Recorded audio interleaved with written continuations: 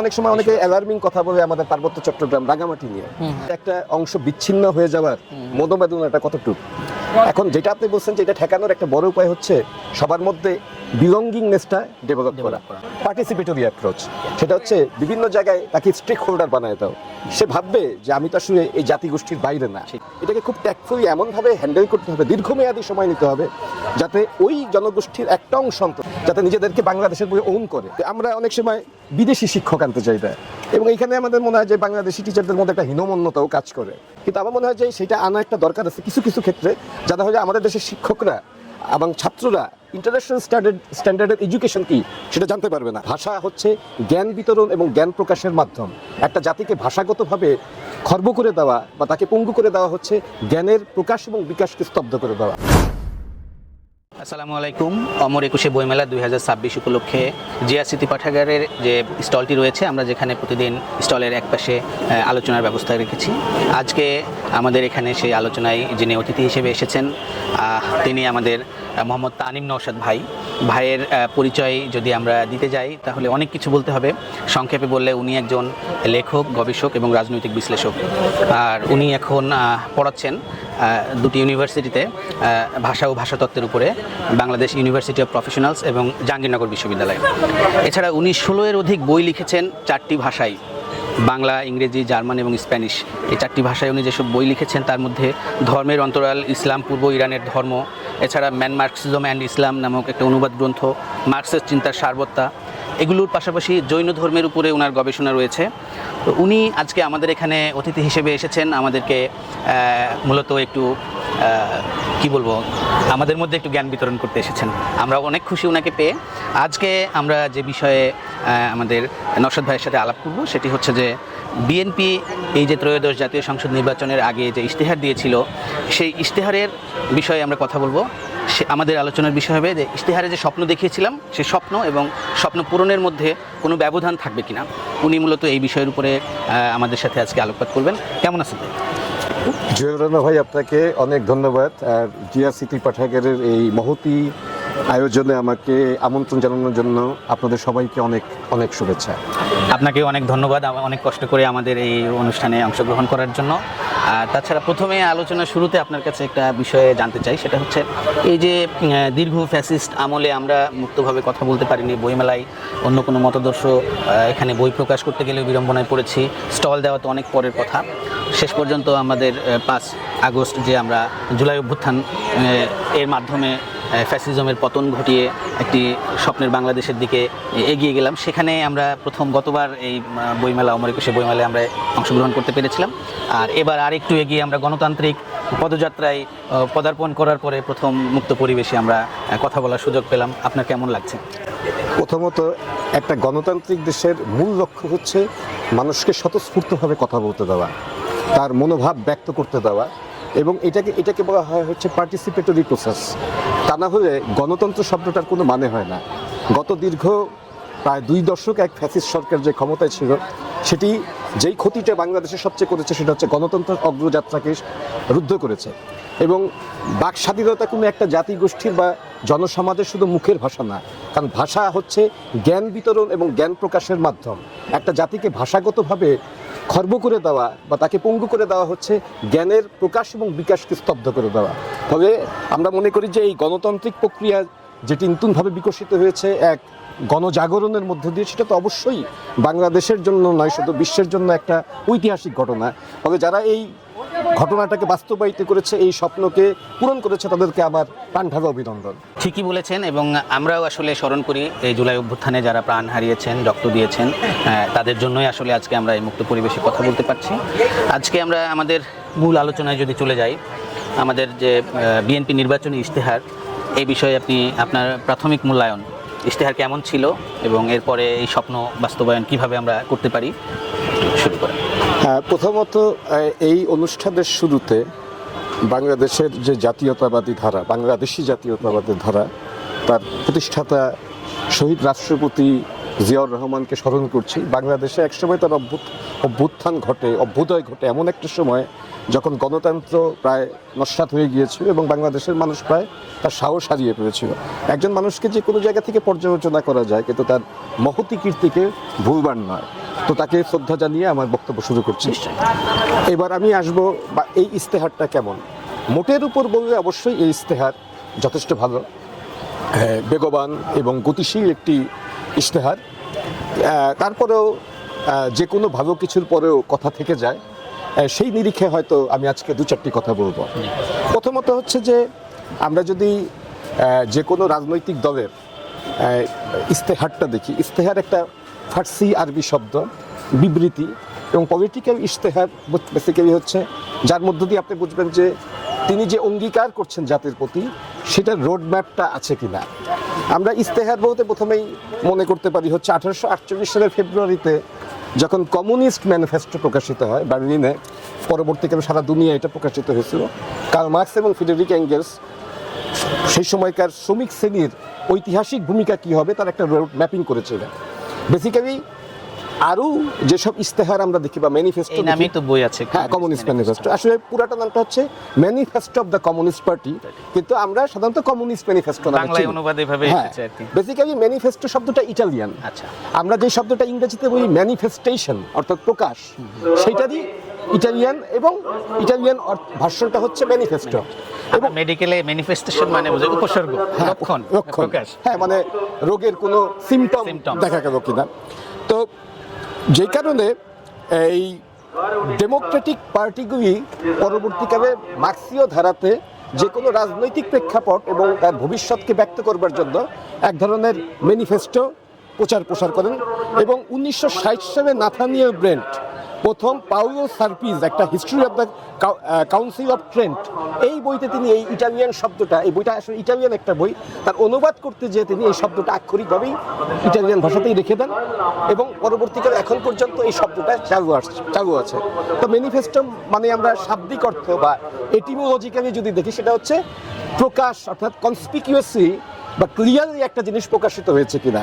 তো এই কথাগুলি বললাম যে এই নিরিখেই আজকে আসলে আমি 2025 সালে যে ইশতেহার প্রকাশিত হয়েছিল, যার পরবর্তীকালে এই ইলেকশনটা হয়, সেখানে তার প্রকাশ কতটা ঘটেছে এবং তার মধ্য দিয়ে আমরা বাংলাদেশ জাতীয়তাবাদী দলের ভবিষ্যতের যে কার্যক্রম সেটি আমরা বুঝতে পারছি কিনা এবং অঙ্গীকার পূরণ আদতেই হবে কিনা।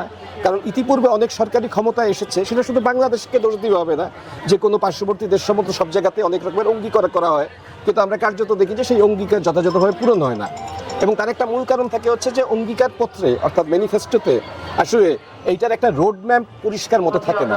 অনেক জায়গায় বলা হয় যে ম্যানিফেস্টোর সাথে সাথে একটা সাপ্লিমেন্টারি পেপারও থাকা দরকার, একটা স্ট্র্যাটেজি পেপারও থাকা দরকার, এবং অনেক সময় এই ম্যানিফেস্টোর মধ্যেই সেটার একটা পরিস্ফুটন ঘটে, যা থেকে আমরা বুঝতে পারি যে এই ম্যানিফেস্টোটা আসলেই শেষ পর্যন্ত ইমপ্লিমেন্টেড হবে কিনা। যেমন আমরা যদি চিন্তা করি তাহলে দেখবেন যে 2024 সালে রিপাবলিকানরা, অর্থাৎ এখন যে ডোনাল্ড ট্রাম্প ক্ষমতায় এসছেন, তারা একটা ম্যানিফেস্টো প্রকাশ করে, এবং সেটা ছিল 43rd রিপাবলিকান ন্যাশনাল কনভেনশন।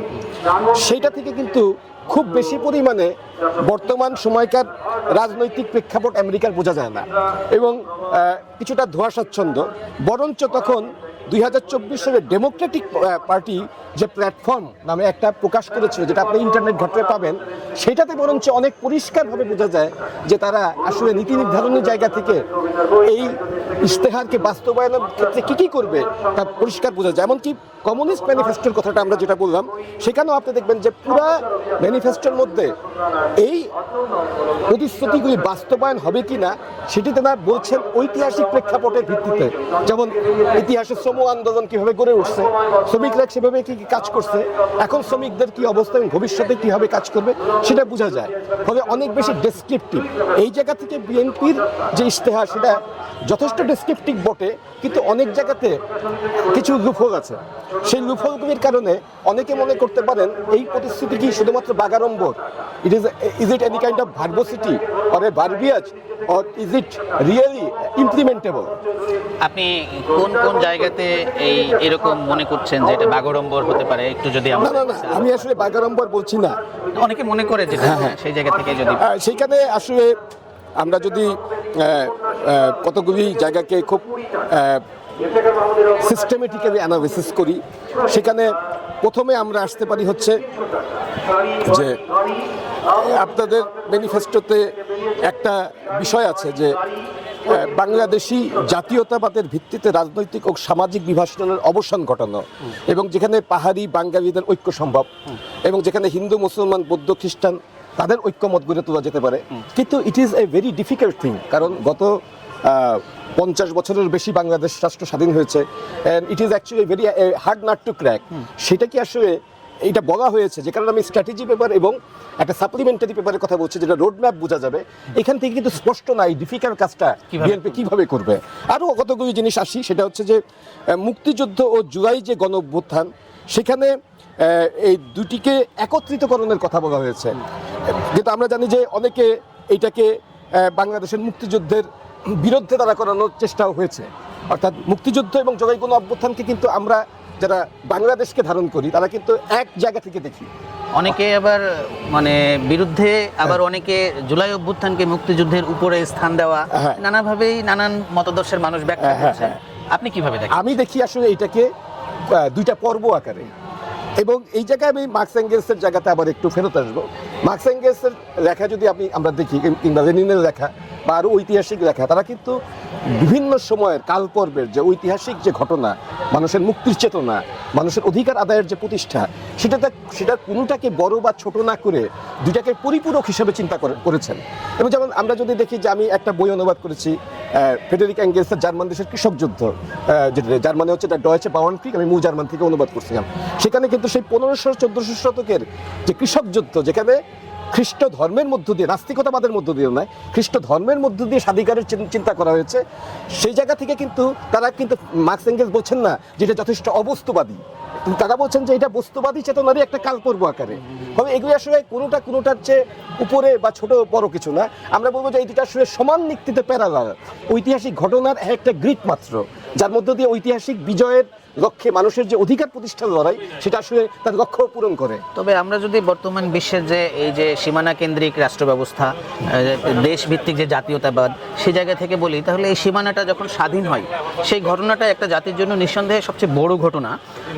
যদিও আমাদের মুক্তিযুদ্ধের মাধ্যমে যে অর্জিত বাংলাদেশ, আমরা যে পথে চলার কথা ছিল, আমরা কালচারালি ডিফাইন্ড হতে পারি নাই, আমরা নানানভাবে আমাদের যেখানে কাঙ্ক্ষিত জায়গায় পৌঁছাতে পারিনি।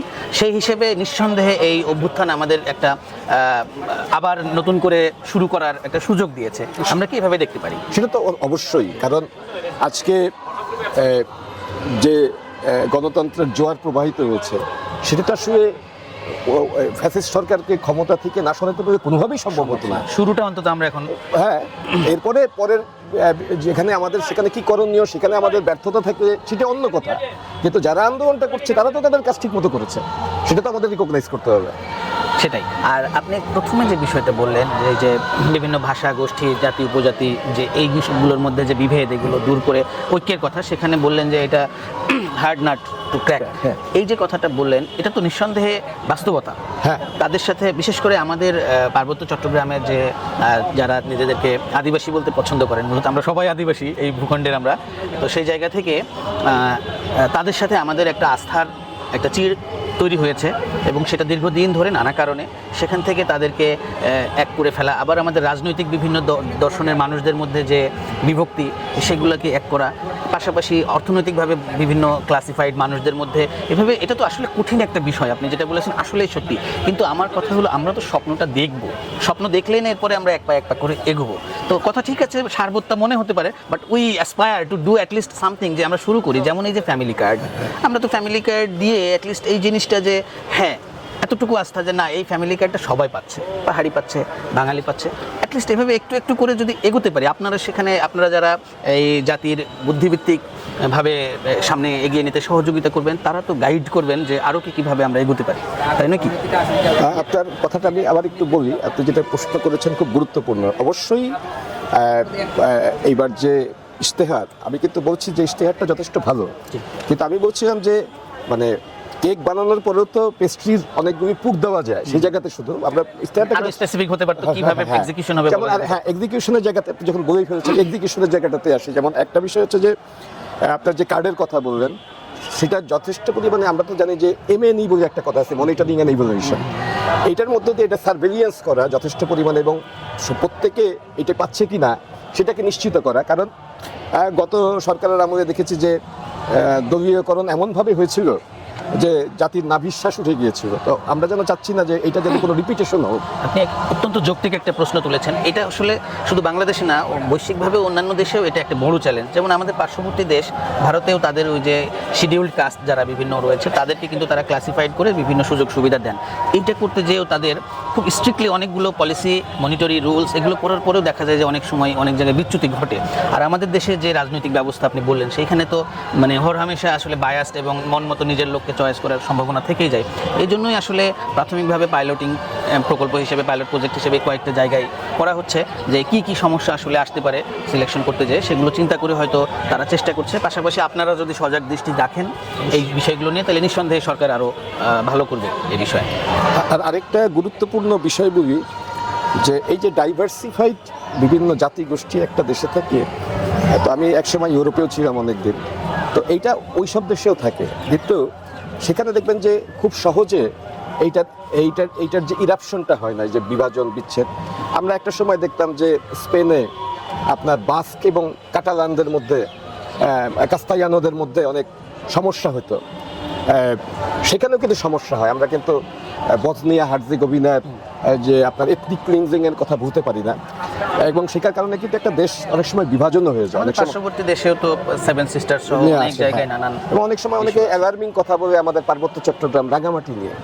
তো এই ক্ষেত্রে আপনার মানে এই জায়গাটা খুবই গুরুত্বপূর্ণ একটা রাজনৈতিক প্রজ্ঞা প্রদর্শনের জায়গা আছে। সেটা হচ্ছে যে আন্তর্জাতিক রাজনীতির মঞ্চে তো আসলে সবকিছু শুধুমাত্র বিএনপির নিজের হাতে না, এবং এটার অনেক কিছুই আপনার রিজিওনাল এবং গ্লোবাল পলিটিক্সের উপর নির্ভর করে। সেক্ষেত্রে এটাকে খুব ট্যাক্টফুলি এমনভাবে হ্যান্ডেল করতে হবে, দীর্ঘমেয়াদী সময় নিতে হবে, যাতে ওই জনগোষ্ঠীর একটা অংশ অন্তত, এটা আমি একটি কৌশলগত জায়গা বলছি, যাতে নিজেদেরকে বাংলাদেশের বই ওন করে। এই যে আপনি কৌশলের কথা বললেন, ট্যাক্টফুলি হ্যান্ডেল করার কথা বললেন, এটার সাথে আমি একটু সাপ্লিমেন্ট করি। সেটা হচ্ছে আমাদের তো ব্রিটিশ মুক্ত কলোনি থেকে বের হয়ে আসলে 1947 সালে, ঠিক তার 10 বছর পরে সিঙ্গাপুর, মালয়েশিয়া তখন একসাথে ছিল। ওরা হলো ব্রিটিশদের হাত থেকে যখন স্বাধীনতা পেল, পাওয়ার পরে কিন্তু 5-6 বছর যেতেই সিঙ্গাপুর আলাদা হয়ে গেল। এবং তখন দেখা গেল মালয়েশিয়া তো আসলে অনেকগুলো দ্বীপের সমষ্টি, তো অন্যান্য জাতিগোষ্ঠীদের মধ্যে নিজেদের মধ্যে এই দ্বন্দ্ব এবং পুরো মালয়েশিয়ায় আরও ভেঙে যাওয়ার উপক্রম। তখন কিন্তু তারা একটা ন্যাশনাল রিকনসিলিয়েশন একটা কমিটি করলো। টিঙ্কু কি জানি আব্দুর রহমান উনি ছিলেন সেই সময়। উনি সকল জাতিগোষ্ঠীর মানুষকে নিয়ে ধারাবাহিক মিটিং করে করে কার কি চাওয়া, কার কি সমস্যা, সবগুলো নিয়ে যখন একসাথে করে একটা সমন্বিত একটা নীতিমালা তৈরি করলেন, সংবিধান তৈরি করলেন, তখন দেখা গেল সবাই ওই জিনিসটা ওন করছে। আসলে একটা দেশের জাতীয়তাবাদ বা একটা এই ম্যাপ বা মানচিত্রের জাতীয়তাবাদ মানে তো ওই ভূখণ্ডের ভিতরে সবাই যদি ওন করে, কয়েকটা মূলাঝুলাই দেওয়া যায়, এই আমাদের জাতির পিতা, এই আমাদের এই ইমোশনগুলো সবার মধ্যে ক্রিয়েট করা, এবং সবাই যাতে ওন করে, এটা সেই কাজটা আসলে মালয়েশিয়া করার কারণে কিন্তু তারা ওই বিভেদ, সিঙ্গাপুর গেল কিন্তু আর কোনো অংশ তাদের আলাদা হয়নি, এবং ধীরে ধীরে তারা একটা একক জাতিসত্তা হিসেবে আজকে অনেক দূর এগিয়ে গেছে। আমাদের তো সমস্যা সে তুলনায় বলা যায় ছোট্ট একটা এরিয়া, তাদেরকে কিভাবে ওন করা যায় টেকনিক্যালি এটা হ্যান্ডেল করলে নিঃসন্দেহে এটা সমাধান সম্ভব, যদিও এটা কঠিন কিন্তু সম্ভব।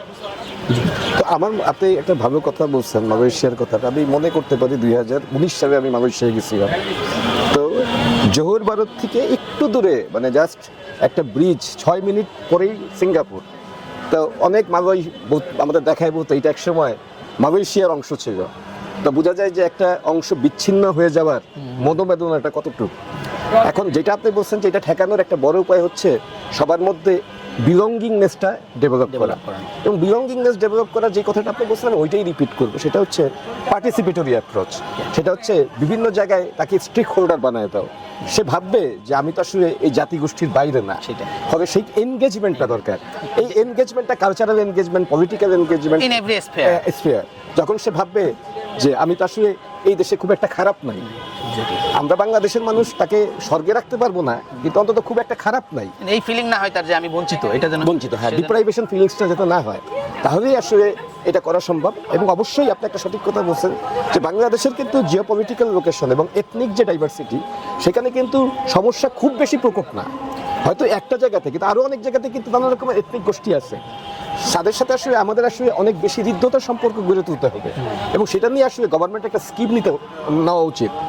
আর আরেকটা বিষয় হচ্ছে যে ওই অনেকে করে কি যে একটা এথনিক গোষ্ঠীকে নিজেদের আত্মস্থ করতে হলে তার ল্যাঙ্গুয়েজ বা কালচারকে মার্জিনালাইজ করতে চায়, এটা হচ্ছে একটা বিপজ্জনক পরিণতি ডেকে ওই নিয়ে যে আসে। আমরা শুরুতেই তো বললাম তোরা বাঙালি হয়ে যায়, হ্যাঁ, হ্যাঁ, এই চুনা বিন্দুতেই আমরা আসলে একটা বরঞ্চ ও হয়তো ওর কালচার নিয়ে এতটা কনসাসও ছিল না, আপনি বইয়ে তার ওকে আরো মাথায় ঢুকে গেল। কনসাস বানিয়ে দিচ্ছেন, তবে কখনো করতে হয় না। আর দ্বিতীয়ত এটা একটা আদর্শগত জায়গাও আছে, পৃথিবীর সমস্ত জাতি গোষ্ঠীর ভাষা, সাহিত্য, সংস্কৃতি নিয়েই পৃথিবীটা, ঠিক। কারো সংস্কৃতি, কালচার কিংবা তার ভাষা কোনটাই ফেলে না। না। ফলে এই ব্রিজটা তৈরি করাটা হচ্ছে একটা বড় চ্যালেঞ্জ, সেটা করতে পারলে আমার মনে হয় এই সমস্যার সমাধান অনেকটা করা আমরা সম্ভব। আশাবাদী হওয়া ছাড়া তো আর উপায় নেই, নিঃসন্দেহে আমরা চেষ্টা দেখব। অবশ্য আবার কাজও করতে হবে সেই সাথে। আমরা এখন আমাদের যদি ইশতেহারের আপনি যে হ্যাঁ। আচ্ছা, আরেকটা কথাটা হচ্ছে যে এই অনেকগুলি কনসেপ্টের বিষয় আসছে, সেখানে ট্রুথ অ্যান্ড হিলিং কমিশনের কথা আসছে, এবং এরকম আরও কতগুলি দেখলাম যে trade and industrial mobilisation fund, national green industrial policy, এগুলিতে আসলে যথেষ্ট পরিমাণে এটা বাস্তবায়নের জন্য যে রোডম্যাপটা সেটা নাই, কতগুলি ভাষ্য আছে মাত্র। তো ফলে এখানে অনেকে মনে করতে পারে এগুলি কি নিছক ভার্বোসিটি। এই ব্যাপারে আমি যদি একটু সুযোগ নেই, সুযোগ দেন। সেটা হচ্ছে যেমন ট্রেড অ্যান্ড হিলিং কাউন্সিল, এবং আমাদের একটা কথা ছিল $1 ট্রিলিয়ন ইকোনমিতে যাওয়ার জন্য যে পলিসি। তো আপনি হয়তো বা এটা জানেন, আসলে এই ইশতেহারটা কিন্তু এসেছে একদম আমাদের স্বপ্নদ্রষ্টা শহীদ রাষ্ট্রপতি জিয়াউর রহমানের সময় যে 19 দফা, সেটিরই বলা যায় একটু এলাবোরেট ভার্সন। আসলে ওর মধ্যে সব ছিল।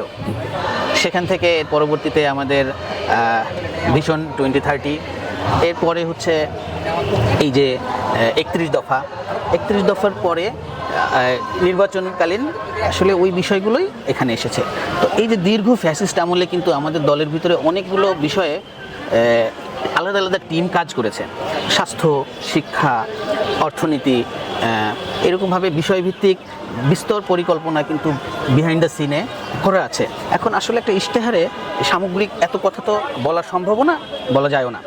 সেই জায়গা থেকে আপনি চাইলে আমি আপনাকে প্রোভাইড করতে পারবো যে আসলে হেলথ রিফর্ম নিয়ে টোটাল আমাদের কি ভাবনা, স্বাস্থ্য নিয়ে কি, কৃষি নিয়ে কি ভাবনা, শিক্ষা নিয়ে কি ভাবনা, অর্থনীতি $1 ট্রিলিয়ন ইকোনমিকে যাওয়ার জন্য কি ভাবনা, এই বিষয়গুলো বিস্তারিত যদি আপনাকে আমি প্রোভাইড করতে পারি, আপনি আমার মনে হয় যে স্যাটিসফাইড হবেন। না, আমি আপনার কথা বুঝতে পারছি যে রীতিমতো বিএনপি একটা ভালো রকম হোমওয়ার্ক করছে। জি।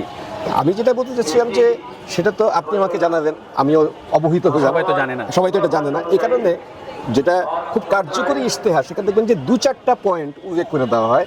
এবং আমরা যে ভারতের যে জনতা পার্টি বিজেপি, দেখবেন এমনকি তার ইশতেহারও এই জাতীয় কিছু কিছু বিষয় আছে।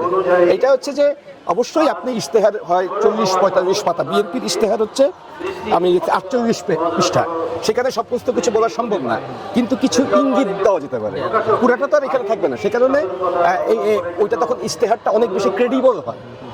আচ্ছা, আরও কয়েকটা বিষয় যদি আমি বলি, যে বিষয়গুলি হচ্ছে আমাদের দেশের জন্য দরকার, সেটা হচ্ছে যে আমি শিক্ষা খাতের বিষয়টা আসি। এখানে আমার একটা বিষয় হচ্ছে যে এটা আমার পার্টিকুলারলি আমার সাজেশন, যে এখন আসলে তো অনেক বেশি টেকনোলজি ওরিয়েন্টেড হয়ে গেছে শিক্ষা। আমি অনেক প্রতিষ্ঠানে এক সময় চাকরি করছি, যেখানে 5-6টা আপনার সফটওয়্যার না জানলে চাকরি করা যায় না। তো আমি বলতে যাচ্ছি যে, এবং এখনও কিন্তু যেসব অনেক প্রতিষ্ঠান আছে, আমি অনেক জায়গায় পড়াইও, সেখানে দেখবেন যে খুব সুন্দর করে আপনার অ্যাসাইনমেন্টটা জমা দিতে হয়, বা আরও অনেক কিছু। আমার মনে হয় যে এআই ভিত্তিক একটা লার্নিং সেশন সমস্ত যে কোনো সাবজেক্টেই করা উচিত। এবং সেই ক্ষেত্রে আমি বলতে পারি যে খুব ভালো মতো প্রম্পট ইঞ্জিনিয়ারিং করা, বা সেলফ সুপারভাইজ লার্নিং, এই জিনিসগুলি যদি ওরিয়েন্ট করা যায় তাহলে আমার মনে হয় যে সবাই এটা থেকে উপকৃত হতে পারে। কারণ এই জিনিসগুলি আসলে এখন পার্টিকুলার কোনো আপনার সাবজেক্ট ম্যাটারের জন্য আসলে ডিল করে না, এটা আসলে সবার জন্য ইম্পর্টেন্ট। আরেকটা হচ্ছে যে আমাদের দেশে আরেকটা জিনিস হয়, এটা একটু খুলেই বলি, যে আমরা অনেক সময় বিদেশি শিক্ষক আনতে চাই না, এবং এইখানে আমাদের মনে হয় যে বাংলাদেশি টিচারদের মধ্যে একটা হীনমন্যতাও কাজ করে। অনেকে হয়তো নানান কথা বলবেন আগডুম বাগডুম যে কেন বিদেশি টিচার আনবো, but I believe that it actually arises the competition. কিন্তু আমার মনে হয় যে সেটা আনা একটা দরকার আছে কিছু কিছু ক্ষেত্রে, যারা হলে আমাদের দেশের শিক্ষকরা এবং ছাত্ররা ইন্টারন্যাশনাল স্ট্যান্ডার্ডের এডুকেশন কি সেটা জানতে পারবে না। আর আরেকটা বিষয় হচ্ছে যে এই ইসলামী শিক্ষার বিষয়টা একটু আসি, যে আমাদের দেশে আসলে আপনাদের ইস্তেহারেও ইসলামের প্রতি সম্মান শ্রদ্ধা এইসব বিষয় আছে, কিন্তু বাংলাদেশে অনেক সময় বলা হয় যে বিশেষ করে একটু খোলামেলাভাবেই বলি, আমরা অনেক ক্ষেত্রে দেখি যে সালাফি ওহাবি ঘরানার এই ইসলামকে আমরা প্রমোট করি না, কিন্তু নানান কারণে এরা মাদ্রাসার বিভিন্ন জায়গাতে থাকার কারণে আমরা এদের সাথে একটা অঙ্গাঙ্গী ভাব গড়ে তুলি। আমার মনে হয় যে আমি কাউকেই মার্জিনালাইজ বা কর্নার করতে চাচ্ছি না।